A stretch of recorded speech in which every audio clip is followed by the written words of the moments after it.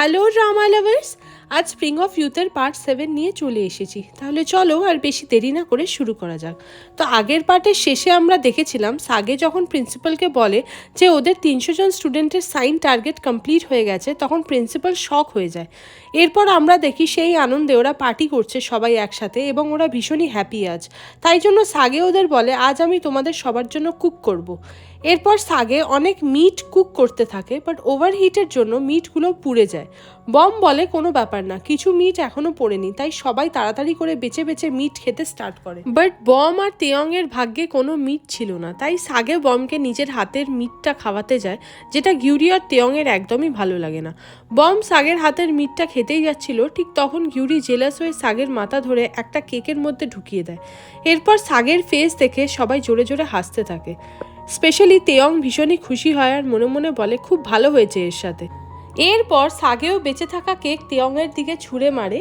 এইভাবে ওরা যে যা পারছিল তাই একে অপরকে ছুঁড়ে মারছিল আর মজা করছিল। এই সব করার পর আমরা দেখি ওরা রেস্টুরেন্ট ক্লিন করছে, বিকজ রেস্টুরেন্টের ওনার ওদের বকাবকি করছিল। এইদিকে সাগে যখন ওর ফেস ক্লিন করছিল তখন ওর কাছে ওর ম্যানেজারের কল আসে। ম্যানেজার সাগেকে জানায় যে বম আজ এসেছিল কোম্পানিতে জিনার সাথে দেখা করতে, কিন্তু ওর সাথে মিস্টার চোয়ের কথা হয়েছে। বম নিজে সব মিডিয়াকে জানাতে চাইছিল তোমার হয়ে, বাট মিস্টার চো বমের কোনো কথা শোনেননি, যেটা শুনে সাগে শক হয়ে যায় আর বলে কি এইসব হয়েছে সত্যি? এরপর সাগে জিজ্ঞাসা করে কিন্তু বম জিনার সাথে কেন দেখা করতে চাইছিল, বম কি জিনাকে চেনে? সাগের ম্যানেজার বলে হ্যাঁ, কারণ জিনা বমের থেকে একটা সং কিনেছিল। যেটা শুনে সাগে আরও অবাক হয়, কিন্তু এখন সাগের সব থেকে বেশি খারাপ লাগছে এই ভেবে যে বমের কথাতেও মিস্টার চো সাগেকে গ্রুপে নেবার কথা ভাবলো না। এরপর সাগে যখন রেস্টুরেন্ট থেকে বাইরে আসে তখন দেখে কেউ একজন চুপি চুপি বমের ফটোস ক্লিক করছে, যেটা দেখে সাগে ছুটে আসে যে কে সেটা দেখার জন্য, কিন্তু লোকটা তাড়াতাড়ি পালিয়ে যায় ওখান থেকে। সাগে চিন্তায় পড়ে যায় যে কে ছিল লোকটা এবং কেন শুধু বমেরই ফটোস ক্লিক করছিল। এরপর ওরা স্টাডির জন্য লাইব্রেরিতে যাবে বলে ঠিক করে, যেখানে সাগেও ওদের জয়েন করে। লাইব্রেরিতে এসে গিউরি আর জিঙ্গু তো গেম খেলতেই ব্যস্ত হয়ে পড়ে। এদিকে সাগে ওদের পাশে ঘুমিয়ে পড়ে, যেটা দেখে তেয়ং বলে আমি জানতাম এ এমনটাই করবে। বম বলে ঠিক আছে, কোনো ব্যাপার না, আজ সাগে অনেক কষ্ট করেছে সারাদিন, তাই জন্য টায়ার্ড হয়ে পড়েছে। এরপর বম সাগের ওপর যখন একটা ব্ল্যাঙ্কেট দিয়ে দেয় সেটা দেখে তেয়ংয়ের একদমই ভালো লাগে না, বিকজ কিভাবে বম সাগের জন্য চিন্তা করছে। নেক্সট সিনে তেয়ং যখন ওর বাড়িতে আসে তখন দেখে ওর বাবা ওর সমস্ত মিউজিক্যাল ইনস্ট্রুমেন্টগুলোকে ভেঙে ফেলছে। এরপর যখন ওর বাবা তেয়ংয়ের সামনে ওর প্রিয় গিটারটা ভেঙে ফেলে তখন ওর চোখে জল চলে আসে। তেয়ং ওর বাবাকে বলে এগুলো তুমি কি করছো? ঠিক তখন ওর বাবা ওকে একটা জোরে চড় মারে আর বলে তুমি আজ 6টার সময় অপারেশন ফিল্ডে কেন এলে না? এই জন্যই তেয়ংয়ের বাবা আজ প্রচণ্ড রেগে আছে ওর ওপর। এরপর তেয়ংয়ের বাবা ওকে বলে আমি তোমাকে বারবার বারণ করেছিলাম যে কোনো মিউজিক্যাল গ্রুপ জয়েন করবে না, বিকজ আমি তোমাকে কোনো মিউজিক্যাল ফিল্ডে দেখতে চাই না। তারপরও তুমি কি করে সাগের গ্রুপে জয়েন করতে পারলে? আমি তোমাকে একজন বেস্ট সার্জন বানাতে চাই। এরপর ওর বাবা বমকে নিয়ে বলতে শুরু করে যে ও তো নিজেই একটা অনাথ মেয়ে, তাই জন্য বম তোমাকে আমার থেকে আলাদা করতে চাই, সাথে আমি যেন তোমাকে কখনো না দেখি। এটা শোনার পর তেয়ং ওর বাবার উপর খুব রেগে যায় আর বলে আমাকে তোমার যা বলার ইচ্ছে তুমি বলো, কিন্তু বমকে নিয়ে কোনো বাজে কথা আমি শুনবো না। এরপর তেয়ংয়ের বাবা আবারও যখন ওকে মারতে যায় তখন তেয়ং ওর বাবার হাত ধরে নেয়, যেটা দেখে ওর বাবা ভীষণই রেগে যায় আর বলে এক্ষুনি বেরিয়ে যাও এই বাড়ি থেকে। তেয়ংও সেই মতো সব জিনিস গুছিয়ে এই বাড়ি থেকে বেরিয়ে যায়। তেয়ংয়ের বাবা পেছন থেকে তেয়ংকে শাসাতে থাকে এই বলে যে তুমি যদি এখন এই বাড়ি থেকে বেরিয়ে যাও তাহলে সেটা একদম ভালো হবে না, কিন্তু তেয়ং ওর বাবার কোনো কথা না শুনে বাইরে বেরিয়ে আসে এবং ভীষণই খুশি হয় এই ভেবে যে আজ থেকে ও আজাদ। এরপর তেয়ং সোজা লাগেজ নিয়ে চলে আসে বমদের বাড়িতে, যেখানে সবাই তেয়ংকে দেখে খুবই অবাক হয়। এরপর তেয়ং যখন বলে ওর রুম চাই তখন বম বলে ওদের বাড়িতে তো আর কোনো এক্সট্রা রুম নেই, কিন্তু তেয়ং বলে ও সাগের সাথে এক রুম শেয়ার করে নেবে আর ওকে সাগেই ওর সাথে থাকতে বলেছে। সাগে অবাক হয় আর বলে আমি কখন তোমাকে এমন বললাম? এরপর সাগে মানা করতে থাকে যে না, আমি ওকে আমার রুমে থাকতে দিতে পারবো না, কিন্তু এরপরও তেয়ং জবরদস্তি সাগেকে নিয়ে ওপরে চলে যায়।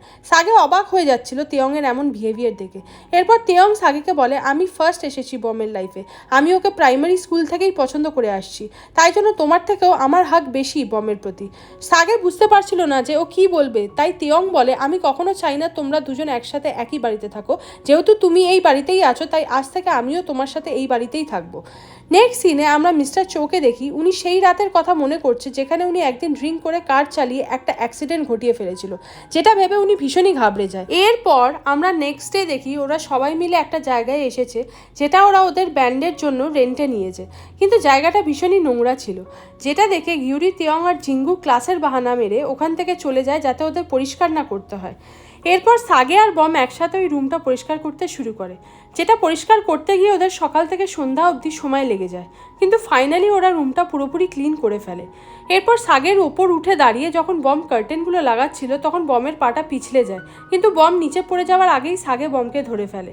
এরপর ওরা দুজনকে দেখতে থাকে, বিকজ ওরা এখন অনেকটাই ক্লোজে চলে এসছে, যার জন্য ওরা একে অপরের প্রতি অ্যাট্রাক্ট হচ্ছে। এরপর বম সাগের থেকে সরে যায় এবং ঠিক তখন সাগের কাছে জিনার কল আসে। জিনা সাগেকে কংগ্র্যাচুলেশন জানায় ওর নিউ ব্যান্ডের জন্য। জিনা বলে আরও ভালো হলো যে বমও তোমার ব্যান্ডে আছে, বমকে আমি চিনি আর ও খুব ভালো গানও লেখে। সাগে খুশি হয়ে যায় জিনার মুখ থেকে বমের তারিফ শুনে। এরপর বম এসে সাগেকে বলে আমার পার্ট টাইম জব আছে, যার জন্য আমি এখন চলে যাব। সাগে বমকে বলে আমরা উইকে 3 দিন প্র্যাকটিস করব এখানে এসে, যেটা শুনে বম মানা করে দেয় আর বলে এত টাইম তো আমি আমার আগের ব্যান্ডকেও দিতে পারিনি কখনো। এরপর বম ওখান থেকে চলে যায়। নেক্সট সিনে আমরা দেখি বম ওর পার্ট টাইম জবের জন্য চলে এসেছে। এখানে এসে বম দেখে ওর ফেভারিট পিয়ানো যেখানে ছিল সেখানে আর নেই। এরপর বম ওর ওনারের কাছে আসে এবং ওনাকে জিজ্ঞাসা করে যে পিয়ানোটা কোথায়। ওনার বলে উনি ওটা বেচে দিয়েছেন, যেটা শুনে বম খুবই হার্ট হয় আর বলে আমি আপনাকে বলেছিলাম না আমি ওটা আপনার থেকে কিনে নেব একদিন, কিন্তু ওনার বমের কথায় আর কোনো রিপ্লাই দেয় না। এরপর বম যখন মনমরা হয়ে বাড়িতে ফিরে ছাদে আসে তখন দেখে ওর সেই ফেভারিট হোয়াইট পিয়ানো ওর সামনেই আছে, যেটা দেখে বম হ্যাপি হয় আর ভাবে পিয়ানোটাকে কেই বা নিয়ে এলো ওর বাড়িতে। সো হাই ড্রামা লাভার্স, এখানে এই পার্টটি শেষ হলো। আজকে আমার ভয়েসটা তোমাদের একটু অন্যরকম লেগে থাকতে পারে, কারণ আমার ভীষণ ঠান্ডা লেগেছে, সরি তার জন্য। গাইস প্লিজ তোমরা চ্যানেলটা সাবস্ক্রাইব করে দিও, যারা শেষ অবধি ভিডিওটা দেখলে তাহলে তোমরা এর পরের পার্টের নোটিফিকেশন সবার আগে পেয়ে যাবে। তো দেখা হচ্ছে নেক্সট একটা পার্ট নিয়ে, বাই।